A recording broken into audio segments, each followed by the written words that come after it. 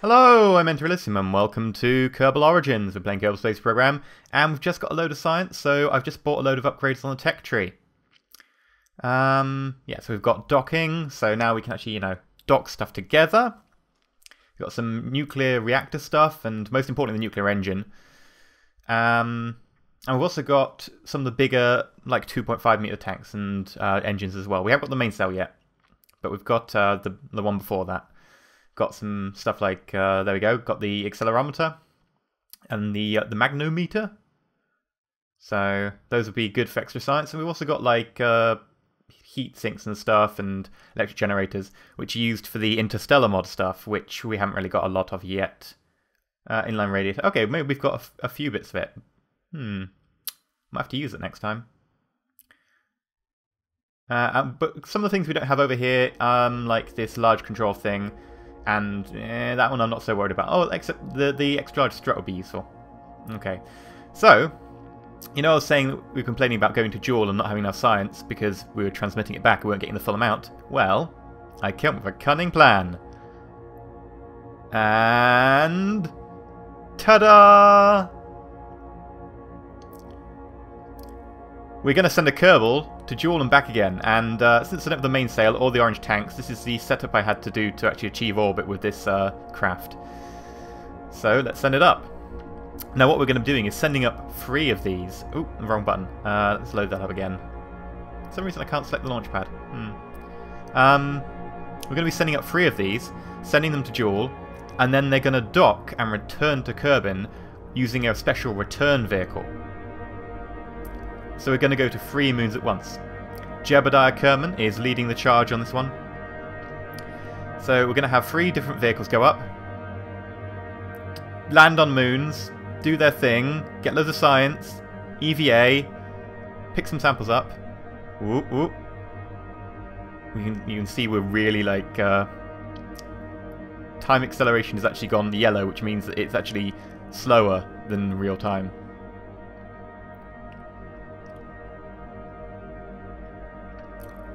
This bottom stage is using asparagus staging, so it's fairly efficient, but there's a lot of it.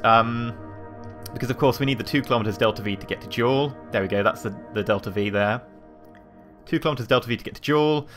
We need to be able to meet our targets, we need to be able to land on our targets, and we need to be able to take off from our targets. Let's take off. This is how slowly this thing crawls to orbit. Look at it go. So very slowly.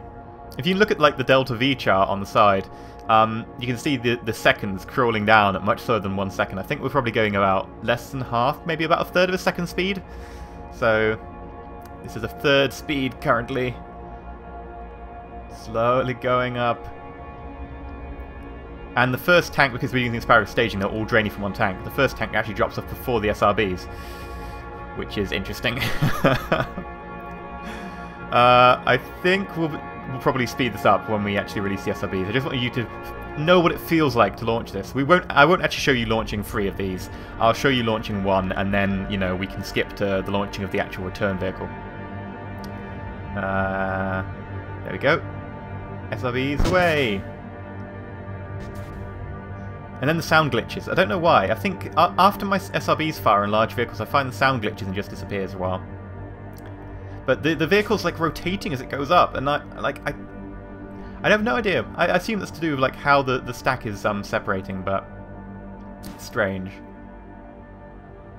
But because we don't have the main cell engines and we don't have the orange tanks, this thing is needs to be pretty big. If we had the main cell engines, we could probably make it less big.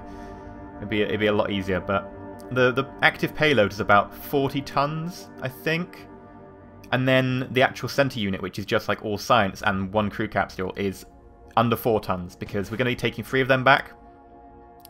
All the rockets will separate off, so the active payload that will be coming back is less than 4 tons, and there are 3 of them. So the return vehicle can carry 12 tons back, in theory.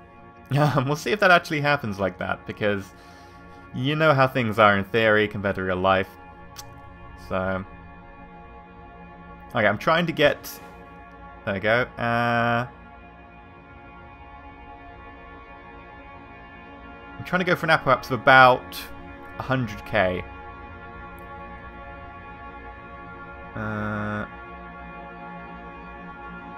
Now the thrust to weight ratio on this isn't amazing, so I have to kind of nurse it with a very careful orbit, but there we go. And we just have to burn prograde for a bit and make our orbit it's circular. I was about to say spherical. It's like we can't have a spherical orbit, that'd be weird.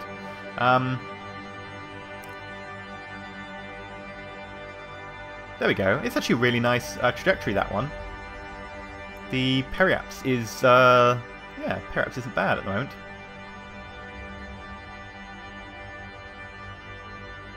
Alright, let's just not burn too late. I have a habit of doing that. So we're going to go and investigate 3 of Jool's moons. We're probably just going to pick Lathe, Aval and Tylo, because Lathe's got oceans, and if we're lucky we can get ocean and land, if we can somehow land on the ocean as well. I don't know if that's going to happen. Val, it's nice and icy, and Tylo because it's also the 3rd one on the inside. But it's more going to be target of opportunity. So right, let's... There we go. All the landers are up. All 3 of them. I skipped the other 2. I decided that, you know, taking off in the same wave, the same thing 3 times. That's Bob, Bill, and Jeb. Each one on a lander. So now it's the launch vehicle. And the launch vehicle has to have 4 kilometers of delta V with the extra payload back from Jool, which means it needs 2 kilometers extra there, and needs to get to orbit. So we're already over like 10k delta V required, and this is a ridiculous thing I came up with. If it loads, which it will eventually, there we go. Ta-da! I did use part clipping to get the tri-couplers to mate like that with the dual couplers, like, pairing up.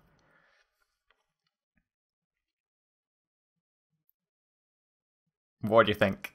Rather amazing, isn't it?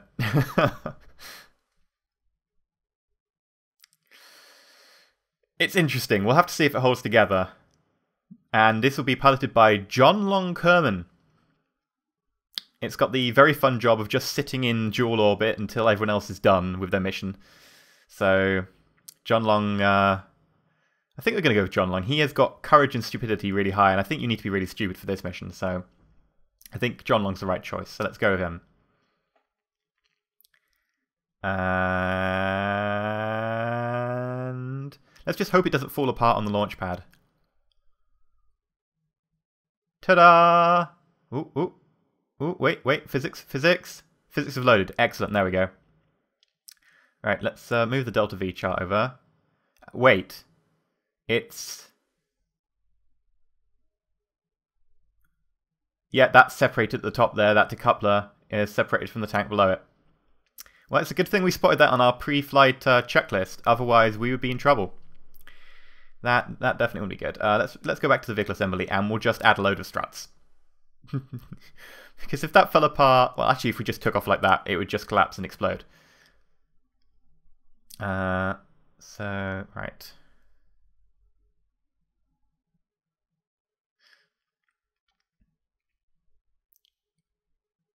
Struts, there we go. Now, this is basically 9 nuclear engines. Oh crap, I just attached one of the nuclear engines. Okay, try that and then replace this one. Right, 9 nuclear engines attached to some fuel tanks all strapped together. And then on the outside of them, there are docking ports. And these docking ports actually then meet the rest of this stack. And this stack is the fuel. Right, let's go. So once we separate the entire stack, that's when the docking ports become available to accept the payloads. Right, is it falling apart? No. I think we're good to launch.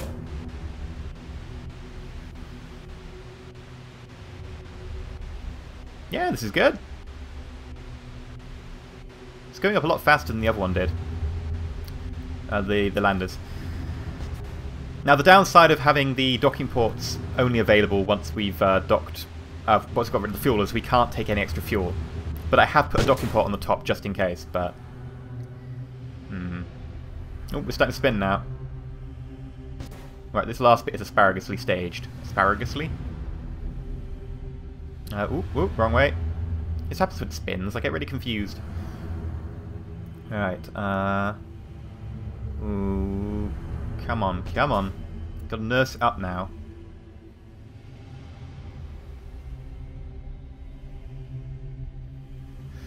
Right, so we're interested in lathe because, you know, it's got water, it's got an atmosphere, and it gets a lot of tidal heating because it's quite close to Jool, and then the other satellites going around it cause it to be flexed quite a lot. So it might have some volcanism, so that'll be interesting to find out. Val, it's icy. Seems to be water ice there, maybe, so we're going to go have a look at that. Tylo is just interesting because it's a very large body. Is it a captured planet or not? Ooh. That's a lot more fuel into orbit than I suspected we'd get. Interesting. Now, despite the fact we've got like 6 engines here, or more, whatever, like 9 or whatever it is, these aren't asparagus because we needed the thrust-to-weight ratio in the atmosphere. Oh, we're having trouble controlling this a little bit. I'm really having trouble pointing this in the direction it needs to go, which is why I'm firing up the engines. I'm using the vector thrust capability. Whoa, it's flying off target now. Whoa, crap. Oh, crap. You see those 3 center engines? I added them to increase the thrust to weight, but now we're in space, I don't think we need them. But I don't think the stacks are connected rigidly enough. I think they're wobbling around. I've lost... Yeah, look that mess. Look at that mess. It's caused me to have to raise my apoaps to like 150 to get the periaps. Yeah, 160. I'm going to cancel this launch, and we're going to relaunch. But this time, I'm going to alter the center. I'm probably going to take the engines away, because we don't need the thrust to weight ratio to be increased, because we're in space. Thrust to weight doesn't matter as much. And I'm probably going to put more struts on to hold the stack together, because I think the engines were flexing away from each other a little bit, and that was causing us to have vector issues. And I'll also put on more SAS units, because we don't have any at the moment. We're relying on the command pod, and the command pod's pretty low. So I think we'll just deorbit and launch again. So let's just hope we can deorbit right. We'll also test the actual stack system, just to make sure we don't have any issues when we actually get to Jool, because by then it'll be way too late. So we'll just test it now and do a deorbit. So let's point me in the prograde. Well, I don't mean prograde, I mean...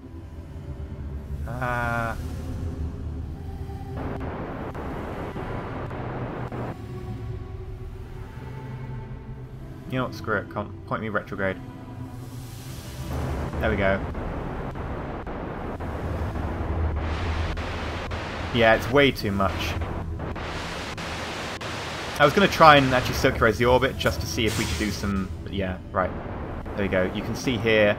Ooh, we've actually lost a load of our nuclear engines.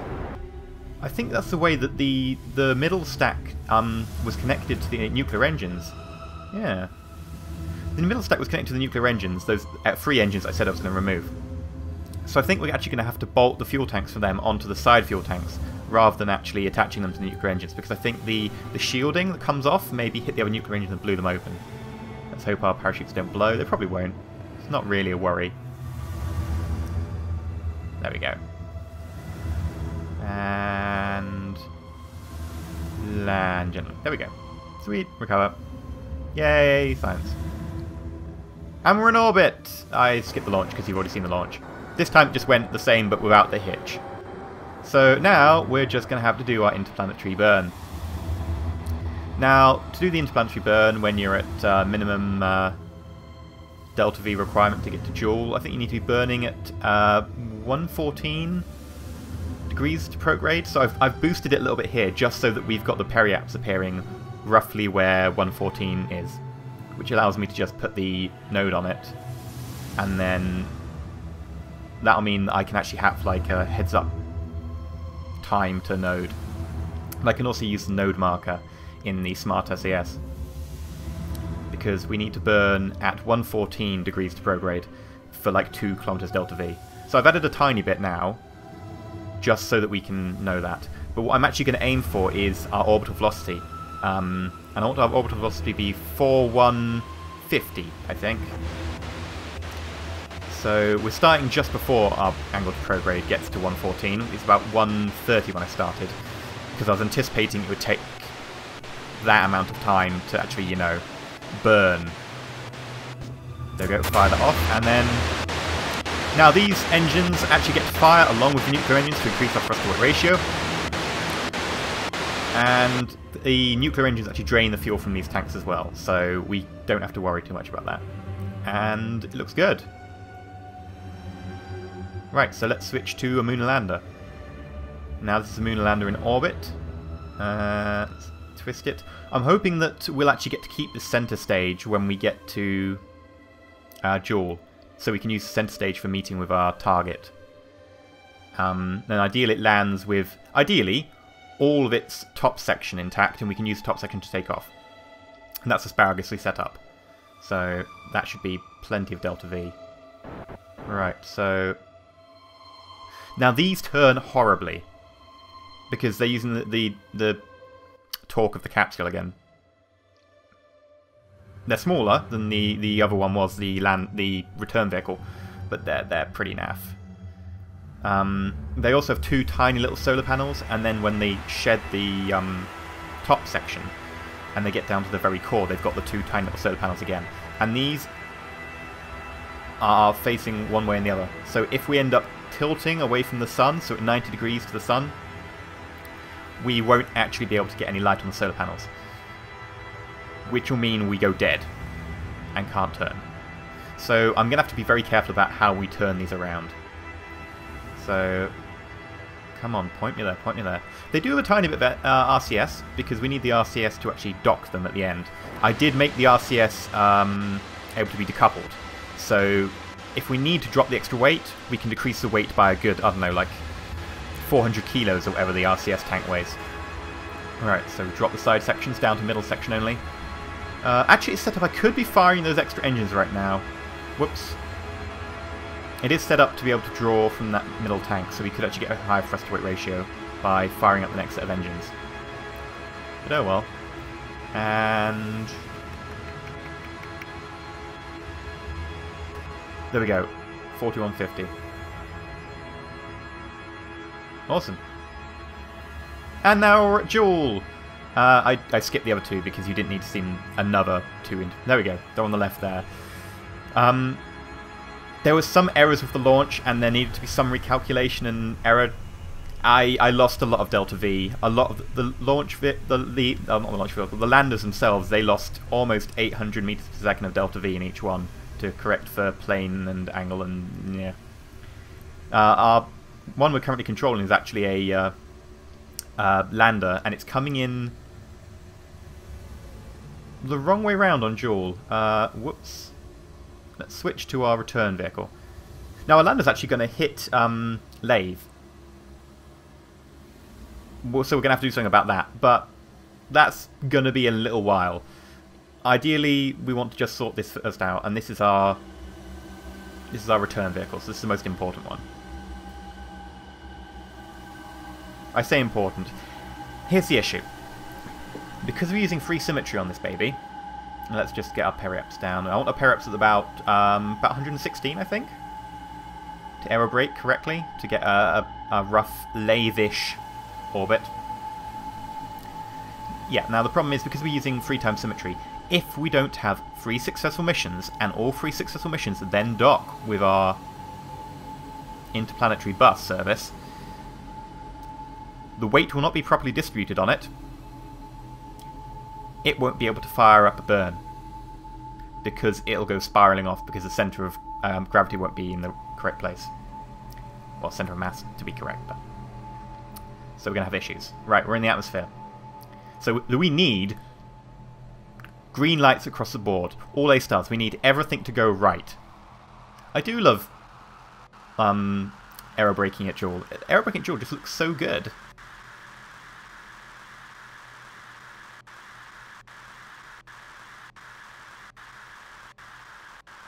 Yep, we're coming out, but you can see our apparatus is dropping. 50 megameters. 40 megameters. Gonna end up about 30? Yeah, that's good. I think that's what I was aiming for. There we go. Yeah, just outside of Lathe. Now we'll just boost the periaps so we're not going through the atmosphere again, just so we can leave it like this. And ideally nothing, bad will happen. I mean, if I was being completely strict and I wasn't worrying about fuel as much, I'd probably also make sure it didn't cross Lathe's boundary, because at the moment Lathe could influence it. There we go. Switch to the lander. Right, and this lander is gonna hit Lathe. So we can try air braking at Lathe. And let's see what happens. I've never actually tried to do an interplanetary aerobrake on Lathe. Lathe's atmosphere isn't as thick as Kerbin's. It's also smaller, so we'll have less atmosphere to travel through.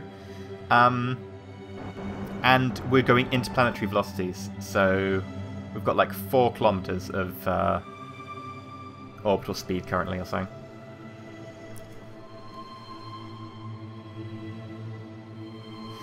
I'm just trying to get our periaps to the right place. I'm thinking about 19. There we go.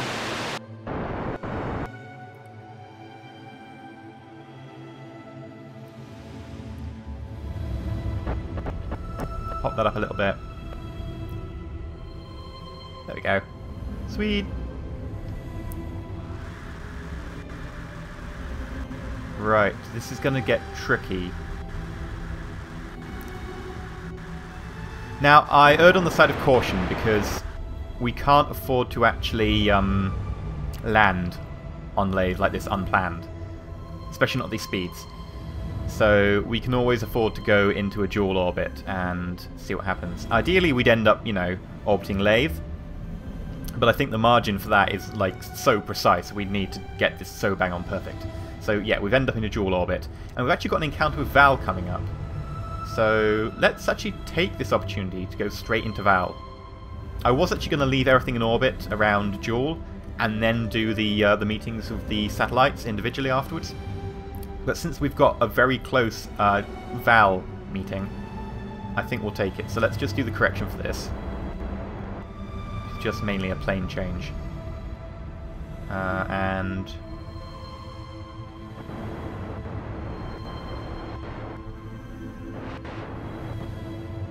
there we go. Bam! Hi, Val. Oh, crap. Where did our periaps go? Huh, okay, well, we need to burn prograde to boost up periaps. There we go, 10 kilometer periaps, and bam. How much do you need? Not much, good. That is excellent. Because we are very concerned about our Delta V, because we do need to launch from everything after we land, and get deep into Jool's gravity well, a meter of the return vehicle. So it is going to be tricky. Right, so ooh, those mountains look awfully high. It's awfully dark and I can't really see. Oh crap. Grab the sniper roller here and burn! There we go. And we've got plenty of Delta V left. Right, so I did the capture of the other two as well, just aerobraking at Jool. You didn't want to see them. We already done 2 aerobrakes, one of which was rather interesting. Right, so this is a Tylo encounter we have with one of them. It's a rather weird Tylo encounter. I think Eve... not Eve, not... Eve? Oh, the hell's Eve? Lave's gravity flipped us out, so we ended up having a bit of a weird inclination. So we're going to try and get a Tylo orbit. There we go.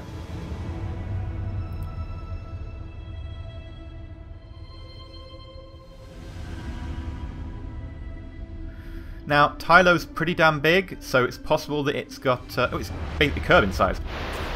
It's possible it's got, like, actual core and some, like, heat left over from when it was formed, and maybe, like, actual radioactive heating, which is what, heats the Earth, really. Radioactive heating from elements decaying the core. So let's switch to our last lander. And this lander will be going for Lathe! For God's sake, Lathe. Right. Now this one ended up being a lathe because basically the Tylo one ended up bumping into Tylo because it had a bit of a fling with lathe and ended up getting its orbit spat out. Let's keep orbiting until we can actually meet up with lathe. Oh crap, I think we just did, and I think I just accelerated past it. Actually, in my defense, it didn't show up until really late on. Yes, okay, we've got a lathe encounter, and we're going in the opposite. We're orbiting retrograde, and it's orbiting prograde. Right, we're going to hit this at about 7 kilometers orbital speed, so this is going to be interesting if we can stop in time. Oh, I think that's about all time we've got for this episode. So I've been EnterElysium. Next episode, we'll find out if we can actually land on any of these moons, and whether we actually have the fuel for it. Anyway, I've been EnterElysium, and catch me next time to find out if we're actually successful. Stay shiny!